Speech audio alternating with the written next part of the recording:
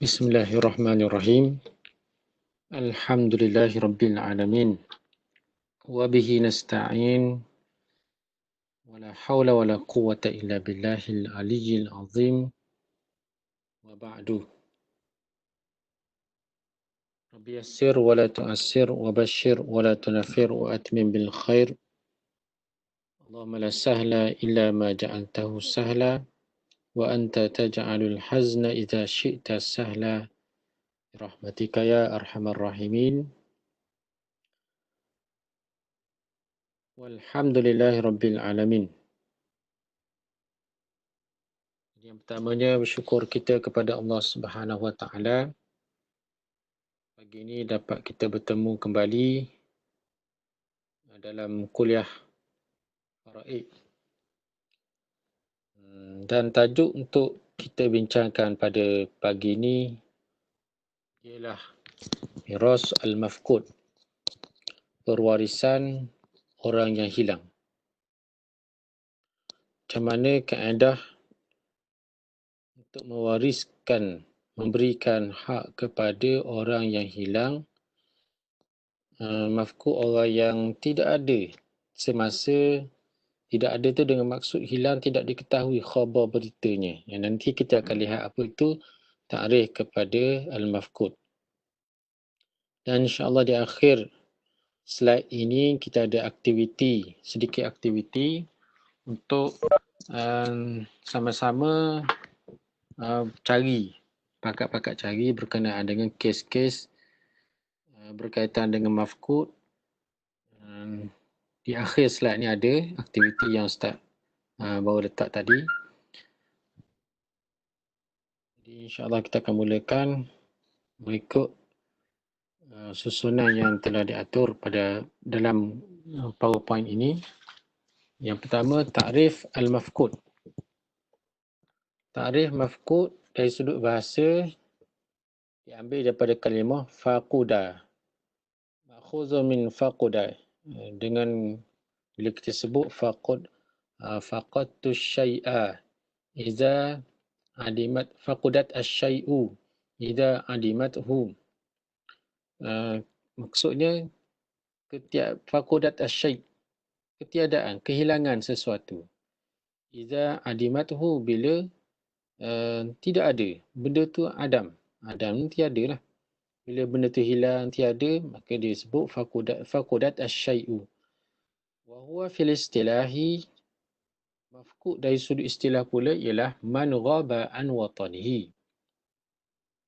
Sesiapa yang hilang, ghaib, yang tiada, yang hilang daripada watan, tempat kediamannya, daripada tempat tinggalnya, wa talat ghaibatuhu, dan lama, panjang peninggalannya. Kehilangan itu lama. Wan qata'a khabaruhu, dalam masa yang sama, berita berkenaan dengannya terputus. Tak siapa pun tak tahu berita. Wa juhila haluhu, dan tidak diketahui situasinya. Jadi orang pun tak tahu macam mana keadaan dia sekarang ni. Wala yu'rafu ahayyun huwa aw mayyitun, maka tidak diketahui sama ada dia ni hidup ataupun mati. Tak tahu berita, hidup mati pun tak tahu. Kalau mati, kuburnya kat mana? Kalau hidup, dia tinggal kat mana? Minta maaf. Kalau hidup, dia orang pun tak tahu dia. Khabar berita pun tidak ada, mesej pun tidak ada. Tak berbalas mesej, tidak buat panggilan ke apa ke, email pun tidak ada, telegram pun tidak hantar, dan orang tu memang tak tahulah situasi dia tu sama ada hidup ataupun mati. Inilah dia orang yang hilang, orang yang mafqud. Termasuklah dalam pengertian ni orang yang bermusafir, yang berlayar, tiba-tiba kita dengar kapalnya karam dan dia pun tak tahu hidup ke mati. Kalau ikut logiknya, dah dikarang kapal kat laut. Lepas secara logiknya, ialah matilah kita sebut lah. Tetapi hak mati tu tak terbukti dia ni mati. Mana mayatnya? Mana kuburnya? kemungkinan masa dia karam tu dia terselamat, dia diselamatkan, berada di pulau ke, kalau dia kapal dia karam, mungkin dia sempat berpaut dengan kayu ke, dengan pelampung ke. Jadi orang yang hilang ni tak tahulah handaian dia, nak kata mati boleh jadi, nak kata hidup pun boleh jadi juga. Jadi macam 50-50 lah perkhabaran beritanya tidak diketahui secara tepat. Orang yang hilang dalam kapal terbang MH370 sampai hari ni berita pun tak tahu tahun berapa tu hilang tu. Beberapa tahun dah hilang. Jadi khabar beritanya tidak diketahui. Bila masalah ni berlaku, dia berkait dengan banyak benda lah. Antaranya berkait dengan hubungan rumah tangga, kalau dia ada isteri, macam mana isterinya. Kalau dia ada harta pusaka, kita nak bincang ni dari sudut harta pusaka lah. Dari sudut perkahwinan dia boleh ataupun tidak, isterinya berkahwin lain, dan kata suami ni tak tahu khabar berita sama ada hidup atau mati. Dia ada nak tanggung, macam mana nak tanggung keluarga, nak ambil daripada duit mana. Kalau lah ada duit harta pusaka, nak guna macam mana nak guna tu, boleh ke tidak. Jadi di sini timbul masalah. Jadi hukum orang yang hilang ini dalam pewarisan, dari sudut pewarisan harta. Orang yang hilang ini dianggap hidup. Jadi anggapan orang yang hilang ni hidup lah. Dianggap hidup. Malam takum bayinatun ala mautihi. Selagi mana tidak ada bukti tentang kematiannya. Selagi mana tidak ada bukti, tak ada pembuktian lagi. Tak jumpa. Orang tak jumpa mayatnya lagi. Tidak jumpa kuburnya. Tidak ada kuburnya. Mana tak ada buktilah kematian dia. Tak ada orang yang melihat tentang kematiannya. Kalau orang kata saya nampak dia jatuh dalam sungai. Tapi jatuh dalam sungai itu bukannya mati. Tak semestinya mati. Mungkin jatuh dalam sungai dia menyelam. Ataupun ketika jatuh tu air dibawa air. Sehinggalah dia sempat berpaut dengan pelampung macam kita sebut tadi. Jadi selagi mana tidak ada bukti, mana kita kena anggap dia ni masih lagi hidup. Au yaqdi qadin bimautihi, ataupun kita kena anggap dia hidup selagi mana tidak diputuskan oleh hakim, qadi ataupun hakim, dengan kematiannya. Selagi mana tidak ada keluarnya arahan daripada mahkamah yang menyatakan orang yang hilang itu telah dianggap mati. Maksudnya tidak selagi mana tidak keluar perintah mahkamah yang menganggap kematian orang yang hilang. Jadi selagi mana tidak ada permohonan di mahkamah, dan selagi mana kalau dah buat permohonan pun tak semestinya dia dianggap mati. Selagi mana hakim tak panggil, hakim tidak mengeluarkan surat perintah tentang kematian orang tu, maka kita kena anggap orang tu masih lagi hidup. Ba'da mururi waqtin, setelah berlalunya, jadi qadi ni dia kena hukum, dia kena anggap ataupun keluarkan perintah kematian setelah mana berlalunya satu masa yaghlibu ala zanni mautuhu fihi. Yang mana masa itu ghalib ataupun kebiasaan sangkaan orang ni telah mati pada tempoh yang demikian tu. Katakanlah masa dia hilang tu tahun 90-an. Jadi hilang keluar daripada rumah tahun 90-an. Sekarang ni tahun 2020. Berapa tahun daripada dia keluar rumah tak balik-balik sampai masa sekarang ni sudah sampai 30 tahun. 90, 2000, 2010, 2020. 30 tahun. 30 tahun tu kalau ikut pada adat kebiasaannya, zon yang kuatnya, katakanlah masa dia keluar tu umur dia 70 tahun. Sekarang ni dah bila 2020, umur dia sekarang ni 100 tahun. Pada ghaliknya umur 10 tahun, orang 100 tahun. orang kita, umat Nabi Muhammad ni hidup lagi agak-agaknya. Jadi di sinilah mengikut kebijaksanaan qadi ataupun hakim. Tak kira tak semestinya sampai 30 tahun, umur 100 tahun. Boleh jadi budi bicara di Malaysia kita ni menganggap kalau di Terengganu sebagai contohnya, tak silap Ustaz, 7 tahun. Kalau di sebelah negeri-negeri yang lain ada menganggap memberikan tempoh mana start daripada dia keluar daripada rumah, tak balik-balik, tak tahu khabar berita sebanyak 4 tahun. Dan ini terserah kepada budi bicara ataupun ijtihad hakim yang nak memutuskan, nak mengeluarkan perintah kematian. Perintah dianggap mati, bukannya perintah hukuman mati. Wa bina'an 'ala dhalika yufarrazu lahu nasibahu min at-tarikah. Oleh yang berdasarkan dan oleh kerana berdasarkan kepada kaedah ini, kita kena anggap dia masih lagi hidup. Dia diberikan habuannya, nasibnya, bahagiannya daripada harta peninggalan muwarrisihi, pewarisnya, hatta yatabayyana khilafu dhalika, sehinggalah jelas bukti berlakunya perkara yang sebaliknya, iaitulah berlakunya sudah mati, orang tu dah mati. Mana kecuali dah jelas ada orang beritahu, katakanlah selepas tahun daripada dia keluar rumah, dia sebenarnya, contohnya lah, sebenarnya dia nak berhubung dengan keluarga dia tapi tak boleh nak berhubung. Kemudian dia nak balik ke kampung. Bila nak balik kampung, setahun dah dia tinggal rumah, tiba-tiba aksiden. Aksiden pun orang pun tak tahu, jatuh dalam gaung ke apa ke, jatuh dalam sungai ke, hanyut, orang pun tak tahu. Dia bawa motor, tiba-tiba tertidur, jatuh dalam sungai, orang pun tak tahu. Jadi ada orang yang tahu pun, ada dia buat report polis, orang tak percaya ke apa ke, ataupun tak tahu siapa-siapa yang mati tu, sehinggalah sampai 20 tahun berlalu barulah cerita ni sampai dan disahkan sampai kepada keluarga. Jadi ketika itu dah setahun lepas dia berhilang, dia mati.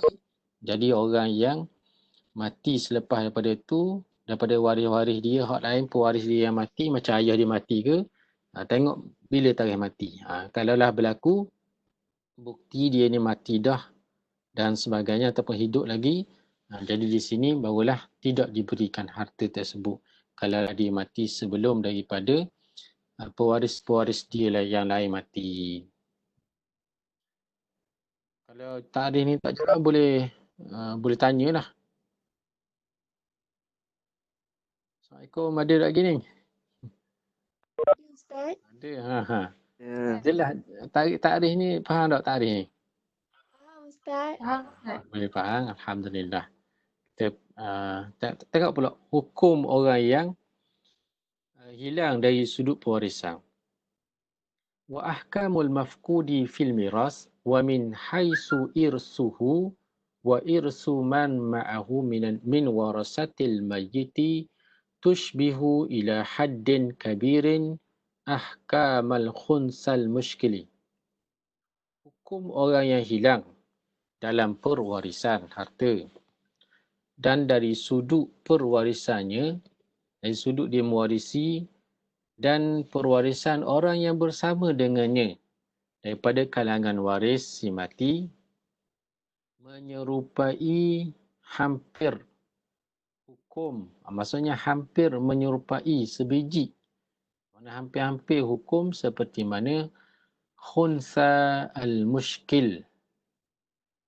Khunsa mushkil, jadi bila kita belajar mafkuk ni, khunsa al-mushkil pun lebih kurang sama je. Jadi berkenaan dengan hukum khunsa mushkil ni ialah orang jantina yang confuse ke jantinanya lah, sama ada dia ni lelaki ataupun perempuan. Maksudnya dia ada kedua-dua alat kelamin, lelaki dan juga perempuan, dan kedua-duanya berfungsi. Inilah dia panggil khunsa mushkil. Nak kira dia lelaki ke perempuan. Maksudnya di sini, kalau dalam bab perwarisan harta, nak dikira dia ni, kalau dia ni seorang anak kepada si mati, nak kira anak lelaki ke ataupun anak perempuan. Kalau beri lelaki mungkin banyak. Kalau beri perempuan sikitlah, separuh daripada bahagian lelaki. Jadi di sini sama juga dia kesang kepada waris-waris yang lain. Kalaulah dia lelaki, katakanlah khunsa muskil ni lalas sekali dia berat pada lelaki. Kalau dia berat pada lelaki, lelaki ni gagah dan dia boleh menyekat. Antara orang individu yang disekatnya ialah adik-beradik. Adik-beradik kepada si mati. Ataupun cucu kepada si mati daripada anak lelaki. Jadi di sini dia beri kesang kepada orang lain. Kalau dia lelaki, kalau dia perempuan pun sama juga, dia beri kesang pada dirinya sendiri dan juga pada saudaranya yang lain. Jadi di sini orang yang hilang pun samalah juga. Orang yang hilang kadang-kadang dia menyekat orang lain. Katakan yang hilang tu anak lelaki. Anak lelaki dia boleh menyekat adik-beradik kalau dia hidup. Tapi kalau dia mati, adik-beradik bolehlah bahagian mana sekala si mati tidak ada anak lelaki. Jadi di sinilah yang disebut tentang hukum pewarisan orang yang hilang ini lebih kurang sama dengan hukum khunsa muskil. Jadi kita akan tengok nanti macam mana keadaan pewarisan orang yang hilang ni. Ada 3 situasi di sini. Macam mana pewarisan waris bersama dengan orang yang hilang. Yang pertama, faman kana minal warasati yarisu bikullin min taqdirai hayatil mafqudi wa mautihi wa la yata'assaru nasibuhu aidan bihayatihi au mautihi. Maka ada daripada kalangan waris orang yang mewarisi. Mana ada di kalangan waris si mati orang yang waris yang mewarisi dengan kedua-dua takdir hidup dan juga mati. Kalau diandaikan orang yang hilang tu hidup, katakanlah seorang ayah mati. Contoh dia ada sini nanti. Nanti kita tengok contoh biar jelas. Mana seorang waris tu kalau dia mati, dia ada seorang waris yang hilang. Seorang mati dia ada waris yang hilang, ada waris yang hidup. Waris yang hidup orang lain ni ada bersama dengan si mati yang ada mana tak hilang lah. Dia kalau orang yang hilang tu ditakdirkan hidup ataupun ditakdirkan mati, dia memang boleh. Dia boleh dan tak ada kesan pun. Hidup matinya orang yang hilang tu tak beri kesan kepada jumlah yang dia dapat. Jadi orang ni u'ta nasibuhu kamilan. Orang ini diberikan bahagian pewarisan hartanya secara sempurna. 100%. Biqata'in nazari an hukmil mafqudi. Lalu tanpa memandang, tak ada pandang pun kepada hukum orang yang hilang dalam pewarisan harta pusaka ini. Seolah-olah bagi dia orang yang hilang ni tak ada apa-apa kesan. Mana tak pandang pun orang yang hilang. Contohnya, walau tarakal mayyitu zaujatan wa aban wa banan wa akhan mafquda. Kalau seseorang meninggalkan isteri, seorang ayah, lelaki dan seorang saudara yang hilang, akhan mafqudan. Baik, cuba buat tengok orang yang hilang sini. Akhan mafqudan, saudara yang hilang. Dia bagi kesan tak kalau dia hidup kepada zaujah? Ataupun dia beri kesan ke tidak kepada abung? Dia beri kesan ke tidak kepada ibnun? Boleh siapa-siapa tolong jawab. Ada boleh beri kesan ke tak? Jadi di sini kita tengok kalau tidak ada akhun mafqud, dia tak beri kesan apa-apa pada zaujah, tak beri kesan apa-apa kepada abung dan juga ibnu.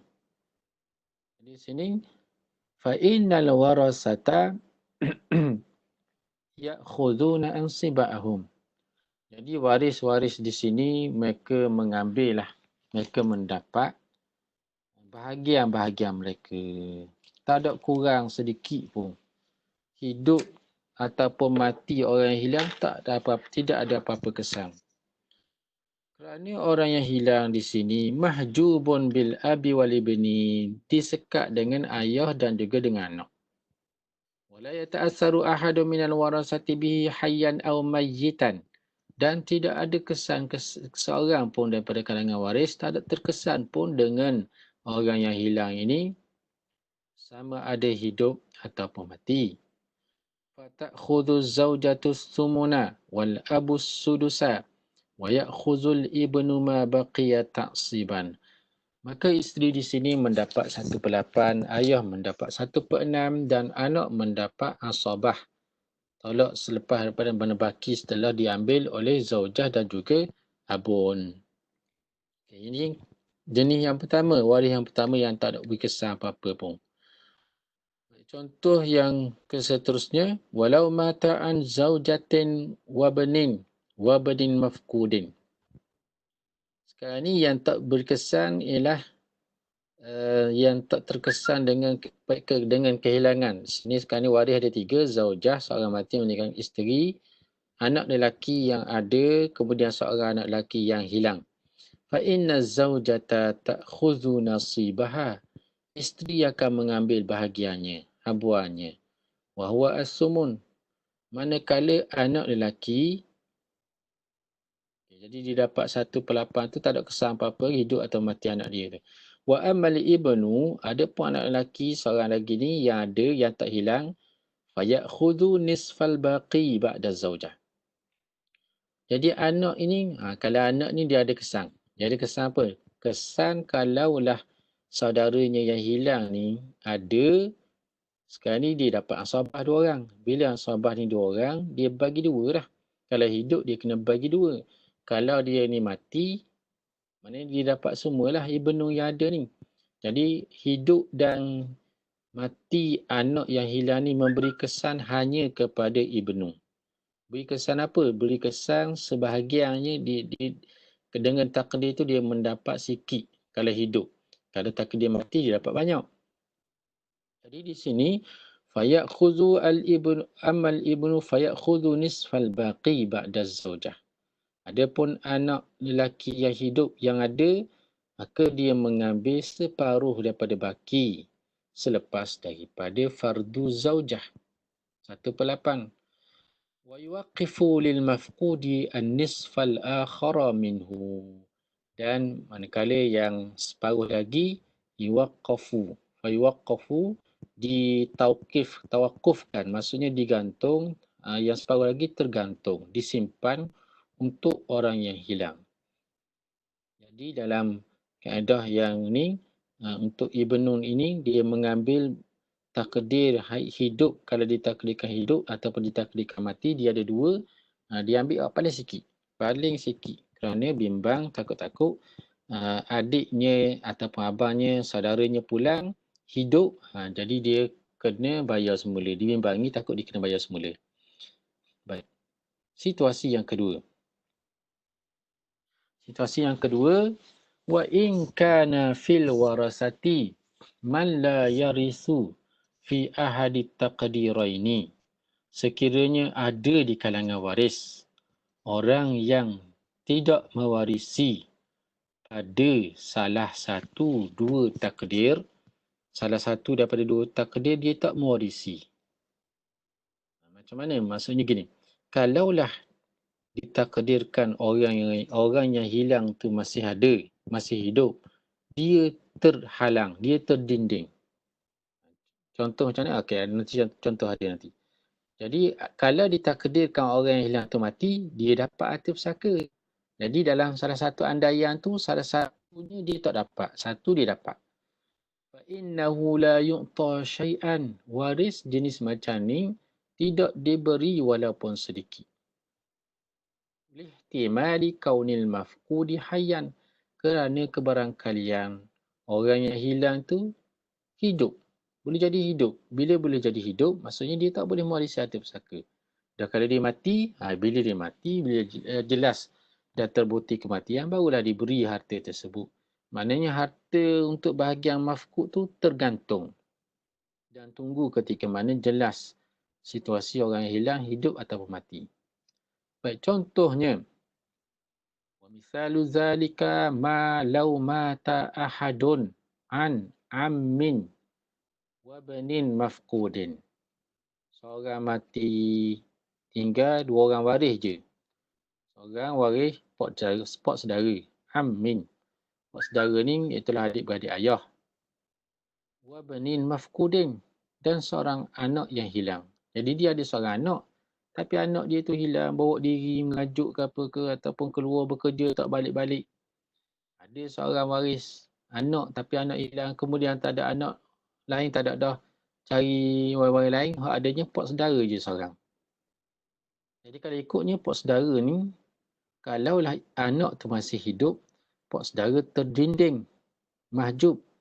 Kalau anak tu sudah mati, pot saudara boleh semua harta semati. Jadi 2 andaian di sini, kita kena jangan bagi lagi kepada pot saudara. Tunggu macam mana, tunggu perkhabaran, bukti hidup ataupun matinya anak yang hilang. Fa'innal amma fi hadhihi surati. Pot saudara dalam gambaran ini, hadhihi as-surati, la yarithu, tidak mewarisi, tak boleh mewarisi. Walaupun kita andaikan mati, tapi dia jangan bagi lagi, kita jangan bagi lagi. Bitaqdiri hayatil mafqud, dengan andaian hidup orang yang hilang. Anak yang hilang tu dia andaikan hidup. Li'annahu mahjubun bihi, kerana pot saudara ni terdinding dengan sebab anak.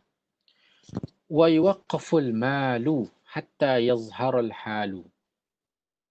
Dan harta, dah macam mana harta ni, harta si mati, digantungkan dahulu, tawakuf dulu, sehinggalah zahir situasi hidup ataupun matinya orang anak yang hilang tersebut. Jadi jangan senang-senang kita bagi terus, kena tunggu dulu. Dah makan tahun dah ni, katakanlah sampai ke 10 tahun dah tak balik-balik, pot saudara pun nak mati dah ni. Kena mohon perintah mahkamah. Perintah mahkamah nak menganggap anak yang hilang sudah mati. Jadi kalau mahkamah dah buat keputusan, orang yang hilang tu dengan bukti-bukti, dengan keterangan-keterangan, dah lama hilang tak balik-balik, dan mahkamah mengeluarkan surat perintah menganggap kematian, barulah pot saudara tadi boleh. Ataupun orang kata dapat berita dan dapat pengesahan daripada unit forensik ke, orang yang anak yang hilang tu telah meninggal dunia.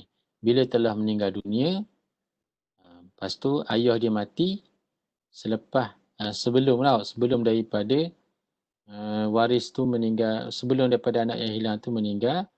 Jadi macam mana? Tengok pula keadaan, adakah dia jadi munasakhah dan sebagainya. Kalau munasakhah kita akan bincang pada tajuk ni lah. Jadi di sini bila terbukti dah orang ni dah mati, barulah boleh kepada pot saudara. Pot saudara boleh mewarisi. Okay. Itu situasi yang kedua. Kemudian yang ketiga, wa man kana yakhtalifu nasibuhu minal warasati bi'tibari hayatil mafkudi wa mautihi fa innahu yu'tal aqallu amalan bil ahwati. Dan sesiapa yang berbeza habuannya, berbeza bahagiannya daripada kalangan waris berdasarkan kepada hidup orang yang hilang ataupun matinya orang yang hilang. Contoh macam contoh tadilah, nombor 2 tadi, seorang mati meninggalkan isteri, seorang anak dan lagi seorang anak yang hilang.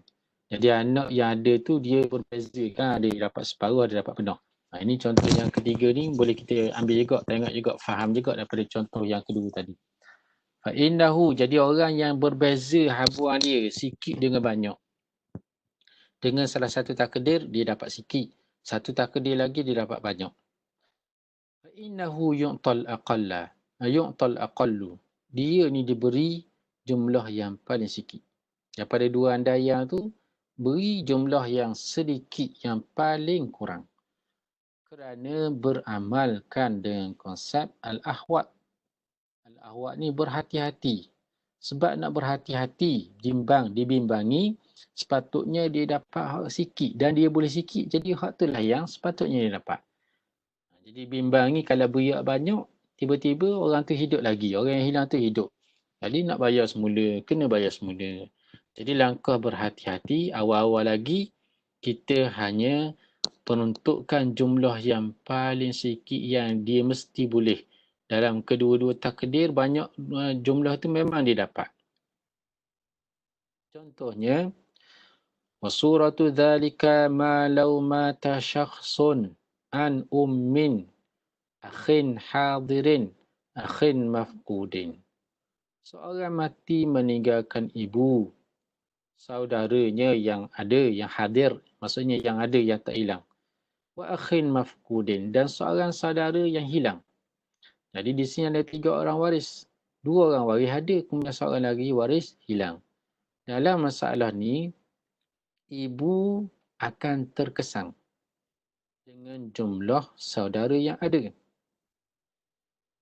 Kerana ibu, kalaulah si mati tidak ada anak dan tidak berbilang saudara, ibu akan dapat 1/3.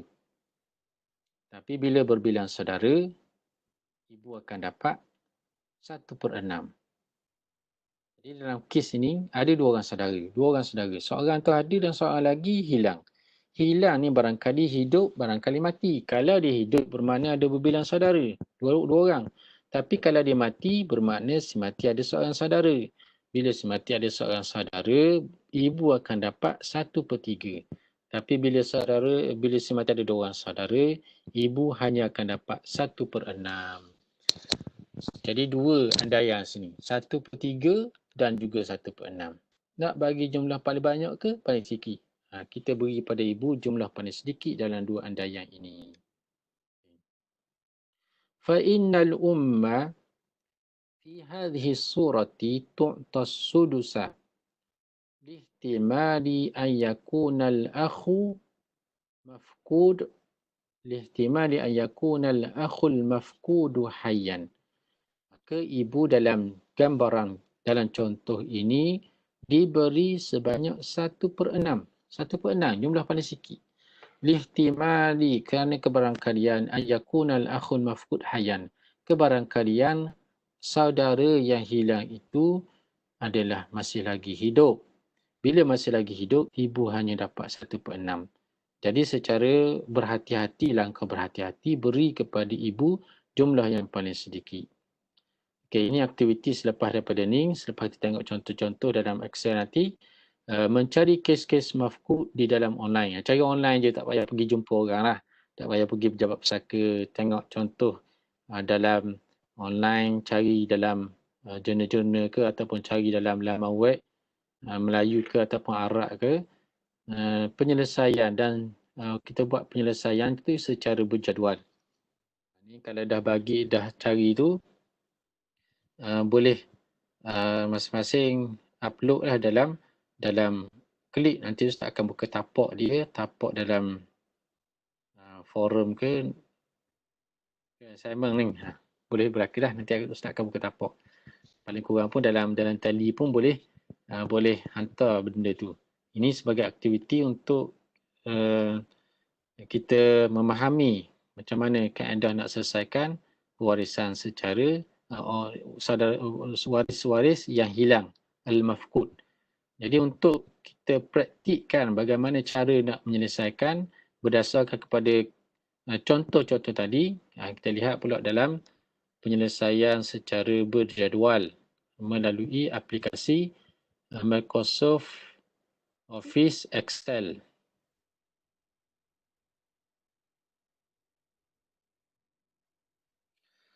Okay, ada soalan setakat ni? Orang yang hilang ni? Ada. Jadi kesimpulan kita untuk orang yang hilang ni, kita kalau orang waris tu tak ada apa-apa kesan pun dengan dengan kehilangan hidup ataupun matinya orang yang hilang, tak ada apa-apa kesan. Ini contoh ni. Contoh ni yang dah selesai dah ni.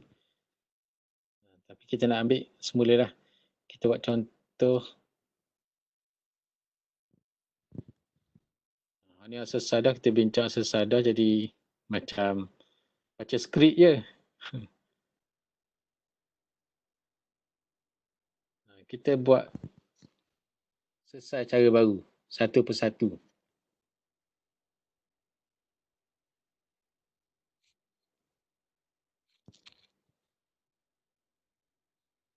Al-Mafqud.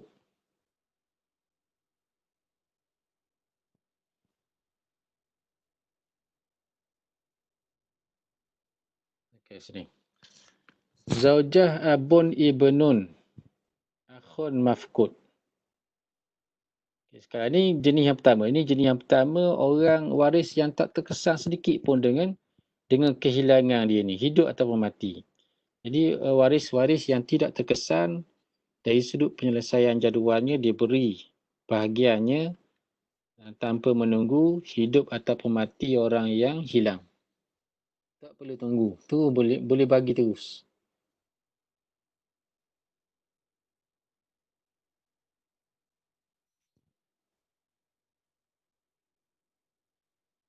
Zaujah dapat bahagian 1/, ada anak 1/8. Ayah akan dapat 1/6. Kemudian anak akan dapat asabah.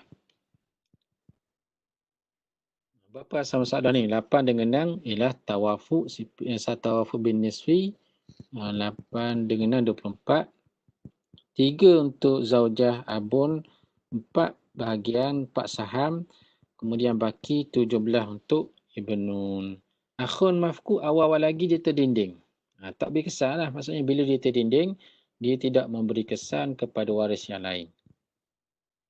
Jadi waris yang lain terus mendapat bahagiannya tanpa menunggu situasi akhun mafqud hidup atau mati. Kemudian yang seterusnya, zaujah di sini juga tak beri kesan. Sini yang tak beri kesannya ialah zaujah. Baik, andaian waris-waris ini ialah zaujah, ibnun dan juga ibnu mafqud dalam contoh yang kedua dalam situasi yang pertama. Baik. Kemudian dalam andaian takdir al-mafqud, ini andaian takdir al-mafqud ni bukan waris, ini andaian orang yang hilang. Baik, andaian yang pertama, jika diandaikan waris yang hilang tu hayyun, waris yang hilang hidup. Jika diandaikan waris yang hilang hidup, bahagian zaujah tak beri kesan apa-apa, 1/8. Sebab hidup mati dia akan tetap zaujah akan dapat 1/8. Kerana si mati masih lagi ada anak yang tak hilang ni. Kemudian ibnun dengan ibnun mafqud, dia akan kongsi dalam asabah. Kongsi dalam asabah. Itu mewakili asabah. Jadi asal masalah 8 untuk zaujah 1, kemudian untuk 2 orang ni baki sebanyak 7. Kongsi 2. Jadi dalam taklid hayun, 7 dikongsi dengan 2, 7 dengan 2 tabayun. Jadi 7 perlu didarat dengan 2, 8 darat dengan 2, 16, 2, 7, 14 bagi 2, 7 seorang. Jadi ini andaian sekiranya mafqud, ibnun mafqud hidup. Kemudian dalam andaian yang kedua, diandaikan ibnun tadi mayyitun. Jika diandaikan anak itu mati, samalah juga zaujah akan dapat 1/8. Tak ada apa-apa kesan pun. Jadi zaujah ni boleh dapat penuh bahagian 1/8. Kemudian anak yang hilang tadi akan dapat asabah. Dan anak yang hilang tu tak ada lah bahagian dia. Sebabnya dia hilang, dia mati. Maksudnya dia mati dah awal dah sebelum daripada ayah dia meninggal. Jadi asal masalah di sini 8, 1 untuk zaujah dan 7 baki untuk anak yang ada. Jadi di sini jumlah yang paling sedikit. Untuk mengetahui mana jumlah yang paling sedikit, kalau kita tengok sini, 7 dengan 7 sama, tapi pembawah dia tu, asal masalah dia tu berbeza-beza. Untuk menyelaraskan, kita kena samakan asal masalah ni. Ada dalam konsep cara penyelesaian berjadual. Jadi 8 dengan 16. Samakan pembawah. Pembawah macam mana dah duduk atas ni? Nah, ini dia bagi pembawah lah dalam faraid. Samakan asal masalah dalam kedua-dua takdir. Jadi 8 boleh masuk dalam 16 darab 2. Jadi 16, 8 darab 2, 16. 1 darab 2, 2. 7 darab 2, 14. Kosong. Jadi dalam masalah ni, kita boleh melihat kedua-dua bahagian zaujah tak ada beri apa-apa kesan. Jadi untuk zaujah boleh ambil bahagiannya. Dan untuk ibnu 7 dengan 14. Ambil yang paling sikit. 7 paling sikit untuk ibnu. Ambil ibnu banyak tu. Dan 14 tunggu sekiranya dalam dua-dua takdir ni dia dapatlah terbukti anak yang hilang tu mati. Kalaulah anak yang hilang mati dah sebelum masa awal-awal, katakanlah tahun pertama kehilangan, anak yang ada tu sudah mengambil 7 bahagian.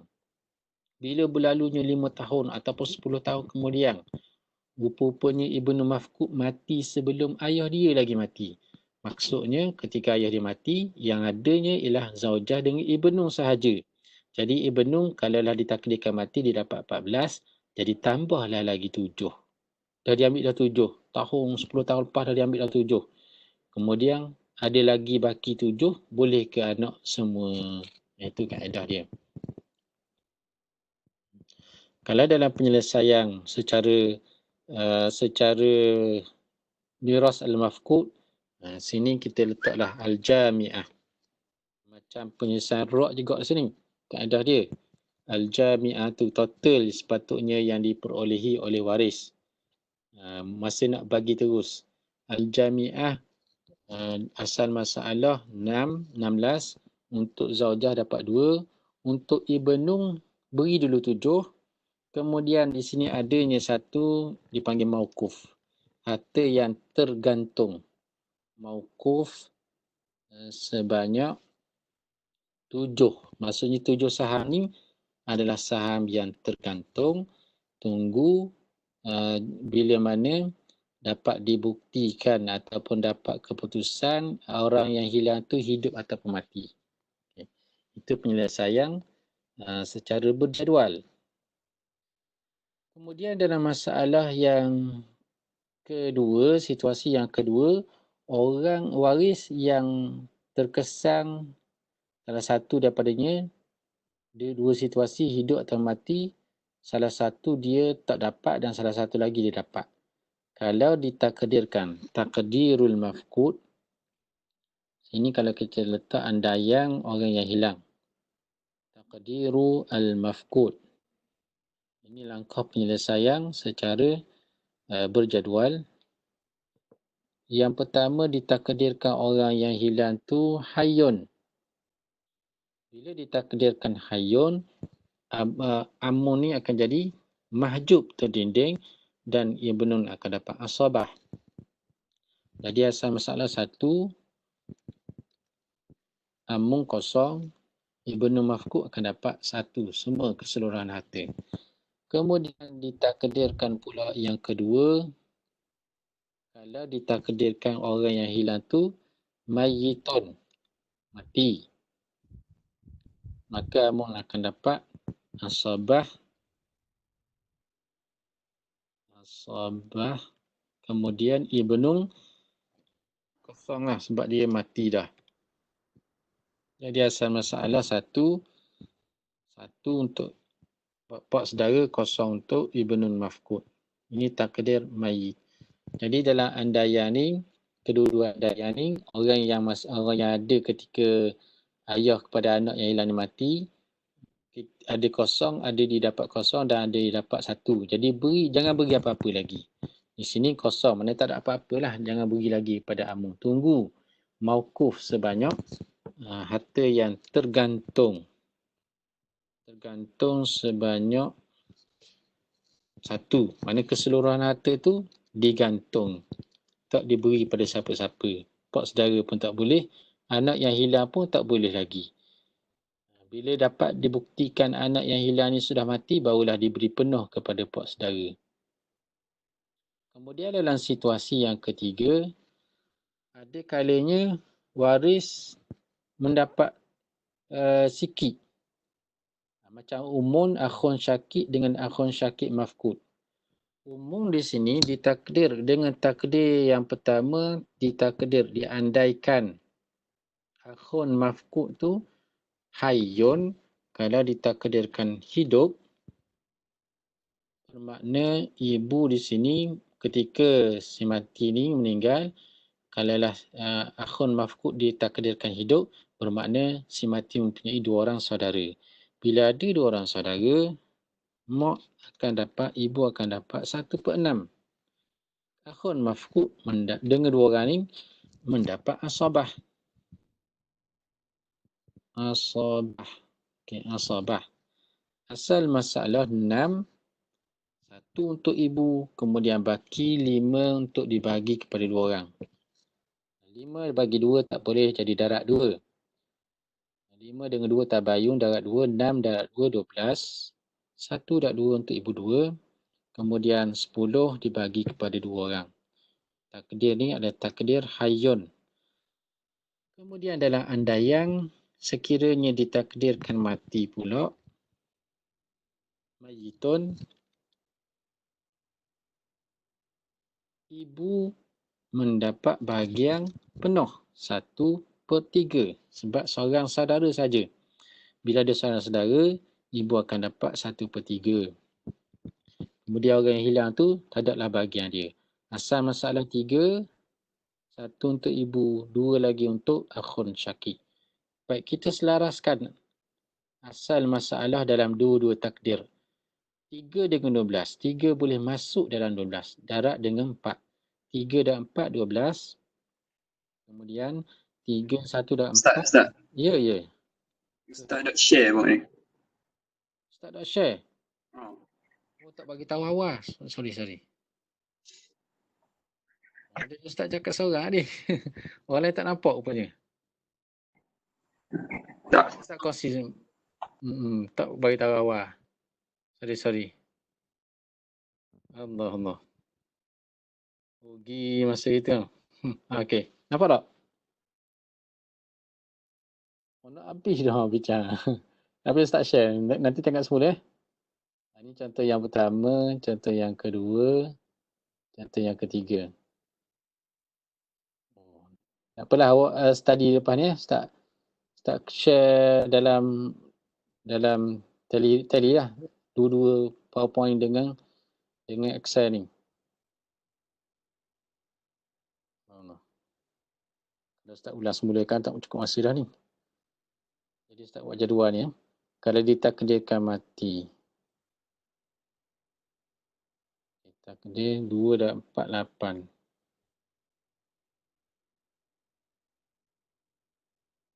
Apa kalau tak faham boleh tanya dalam tu lah, dalam mana? Kena dalam Telegram . Jadi sini mauquf sebanyak 4. 4 pula 5. 5 mauquf. Ada mesej Ustaz tadi. Ustaz dah nak tengok mesej dah ni. Tak apalah Ustaz share dalam PowerPoint, dalam Telegram dah awak boleh tengok semula. Kalau tak faham boleh mesej ke Ustaz dan Ustaz kita boleh ulang semula hari Khamis ni insya-Allah.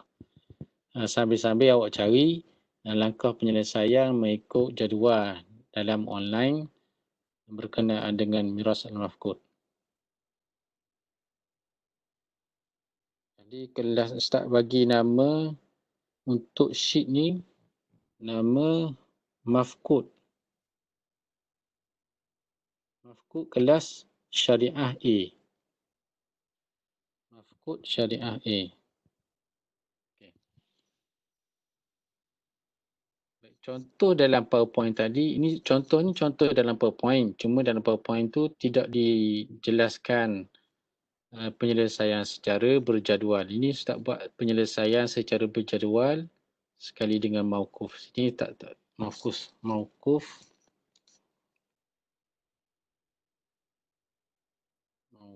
sebanyak 5. 4, 8, 2, 5, 7, 5 mauquf.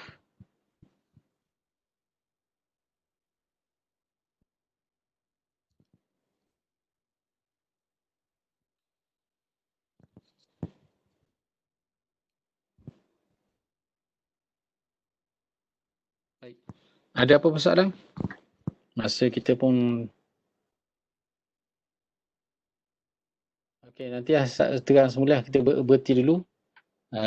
Take 5. Kemudian start terang semula pada ni kita ada masa yang kedua, ni jam yang pertama. Jam yang kedua ni kita masuk dalam pukul 10 suku. Kita masuk semula pukul 10 suku dan Ustaz akan jelaskan dengan contoh-contoh ni dan juga contoh lain. Kita ambil contoh lain lah daripada ni. Wallahu a'lam. Kita berhenti dulu dan kita sambung 10-15 minit nanti.